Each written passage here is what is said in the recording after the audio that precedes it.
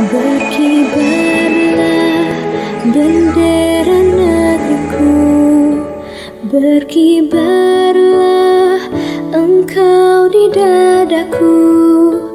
Tunjukkanlah kepada dunia semangatmu yang panas membara. Daku ingin jiwa raga ini selaraskan keanggunan. Daku ingin jemariku ini menuliskan karismamu. Berkibarlah bendera negeriku, berkibar di luas nuansamu. Tunjukkanlah kepada dunia ramah tamah budi bahasamu. Daku ingin kepegangan ini menunaikan kewajiban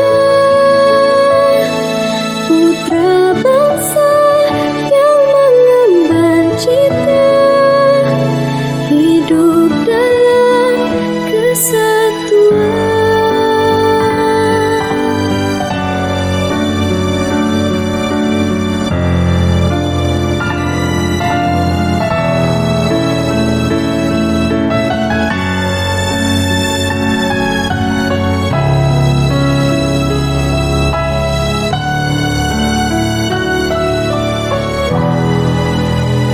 Assalamualaikum warahmatullahi wabarakatuh. Salam Guru Penggerak. Kami Guru Penggerak Angkatan 10 berasal dari Kabupaten Agam, Provinsi Sumatera Barat. Saya Dino Karno, berasal dari SMA Negeri 1 Banu Hampung. Saya Octavioni dari SD 12 Pahambe. Saya Oli Fitria dari SMP Negeri 1 Candu. Saya Riri Taniarandani Putri dari SMP Negeri 2 Kamamage. Baiklah, pada kesempatan kali ini kami akan melaksanakan demonstrasi kontekstual modul 2.3, yaitu coaching untuk supervisi akademik yang terdiri dari pengamat, coach, dan coaching. Assalamualaikum Ibu, bagaimana ini kabarnya Ibu? Waalaikumsalam Ibu Onik. Alhamdulillah saya sehat Bu. Baiklah ya Ibu ya. Nah, Ya. sebelum kita memulai proses atau peran coaching, di sini saya akan berperan sebagai pengamat ya Bu ya. Ya.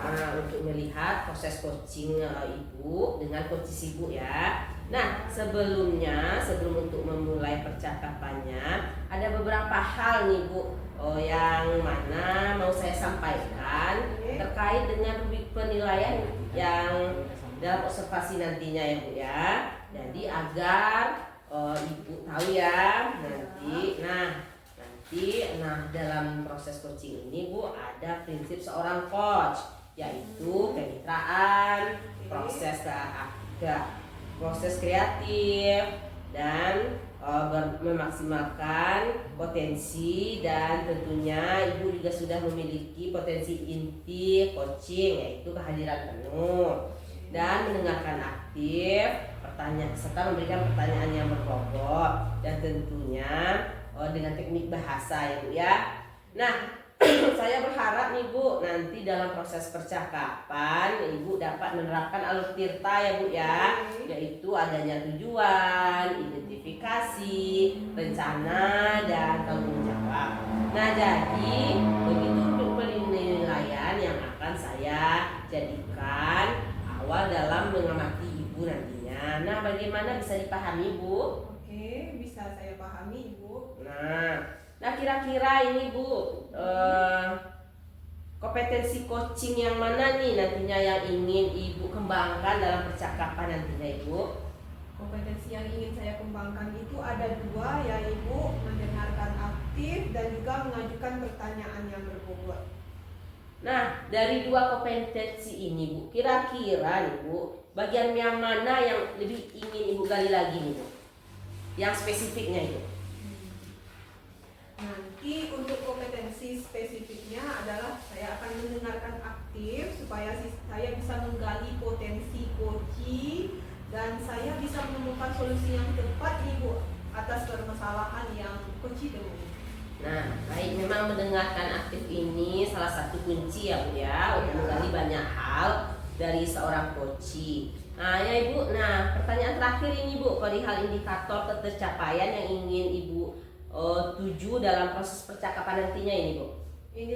Indikator keberhasilan yang itu ya Bu ya, yang pertama saat coaching nanti saya mau melaksanakan alur tirta yang runut atau teratur ya Bu ya.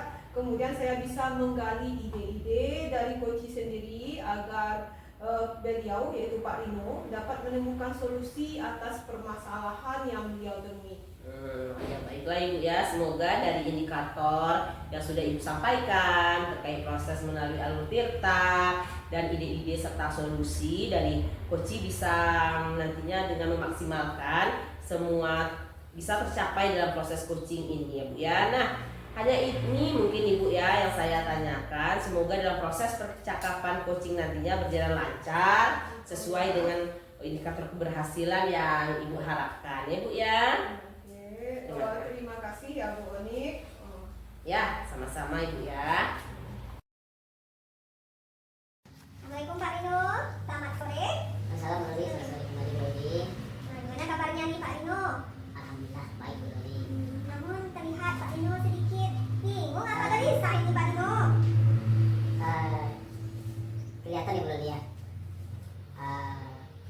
Kalau saya sedang sambil ya. Ya terlihat sekali Pak Rino ya. Apalagi Pak Rino sampai ngajak bicara dan ngobrol nih. Ada apa nih Pak Rino? Sebenarnya Bu Loli tidak ada apa-apa Bu Loli. Di sini saya butuh teman curhat sebentar aja Bu Loli mengenai masalah saya Bu Loli. Masalah murid di pembelajaran saya di kelas Bu Loli. Oke siap Pak Rino.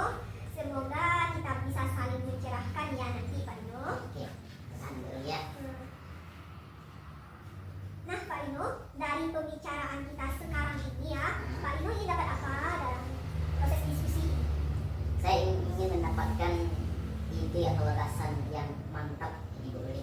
Ya, Untuk menciptakan kondisi yang kondusif yang kemudian murid bisa lebih fokus ketika mengikuti pembelajaran dengan saya nantinya di dalam kelas Bu Loli. jadi Pak Rino ingin muridnya lebih fokus dan kondisinya kondusif setelah pergantian jam saat mapel Pak Rino ya. Seperti itulah kira-kira yang sangat saya harapkan Bu Loli. Nah kalau begitu ya Pak Rino, sekarang situasi seperti apa yang sedang Pak Rino hadapi? Begini Bu Loli, jam pelajaran saya itu kan berada di akhir Bu Loli ya. Jadi Ya. sebelum saya itu ada guru mereka ini belajar olahraga Bu Oh, Loli. belajar olahraga. Jadi ketika jam saya itu Mhm. anak-anak ini tidak langsung masuk ke kelas Bu Loli. Iya. Mereka tuh pergi jajan dulu. Dan ketika mereka masuk kelas, mereka ini tidak begitu asik mengikuti pembelajaran yang saya berikan. Itu Bu Loli. Oh begitu ya Pak Rino ya. Kira-kira kondisi yang demikian terjadi ya Pak Rino, hal-hal apa saja yang mempengaruhinya ya Pak Rino? Mungkin karena mereka belajar olahraga Bu Loli ya. Iya. Mungkin mereka bisa di kelelahan Bu Loli. Hmm. Atau bosan mengikuti pembelajaran dengan saya. Begitu ya Pak Rino ya. Mereka mungkin bosan Ya. masuk kembali ke kelas setelah sebelumnya mereka bebas beraktivitas di lapangan ya. Situasi apa yang Pak Rino inginkan? Setiap guru Bu Loli pasti Ya. menginginkan anaknya ketika belajar kelas itu fokus mengikuti pembelajaran yang kita berikan agar suasana dalam kelas itu merasa lebih nyaman, kondusif Bu Loli.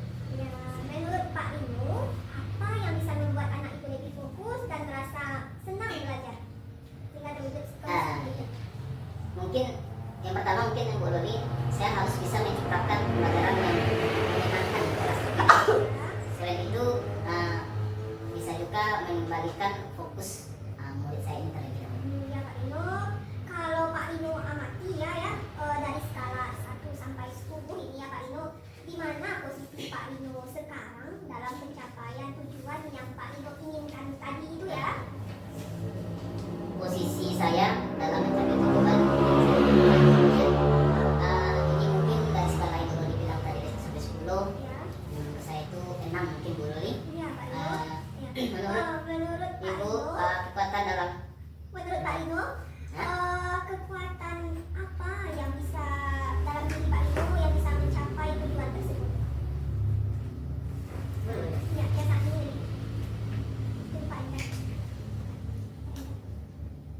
Saat ini Bu Loli, saat ini sedikitnya saya sudah memiliki pengetahuan tentang pembelajaran sosial emosional.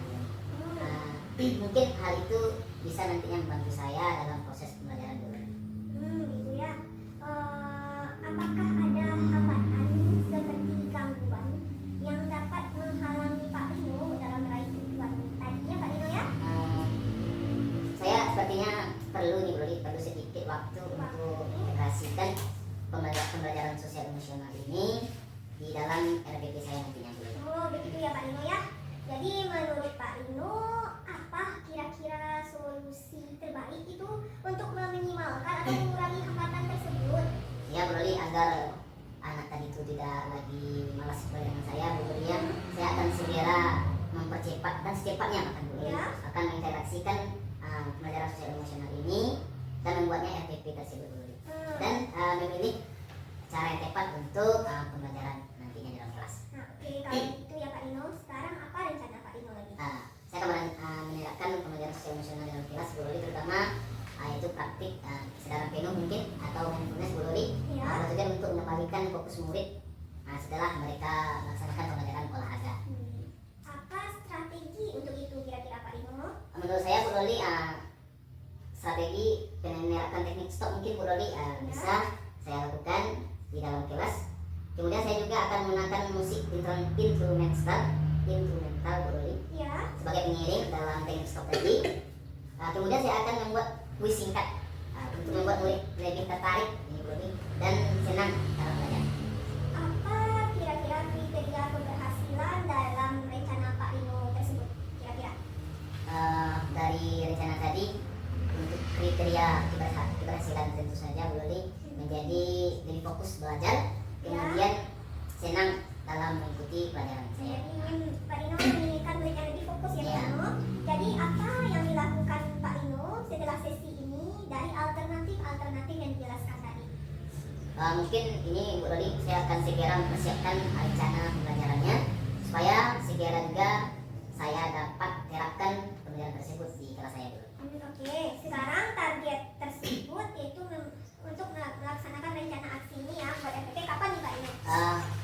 Saya kalau bisa Bu cepat ya, tapi paling lama 1 minggu lah Bu Loli. Oke, sekarang biar kita tahu dalam seminggu itu apa progres yang bisa Pak Rino dapatkan?